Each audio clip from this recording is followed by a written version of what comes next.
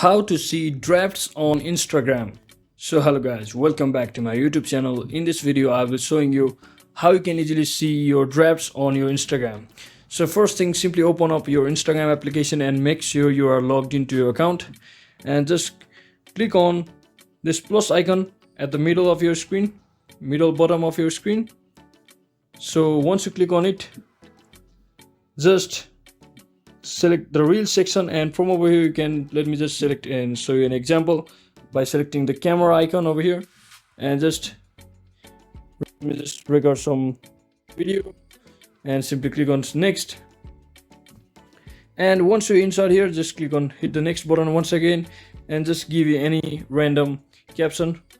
So you'll be seeing an option called save draft at the left side of your next button.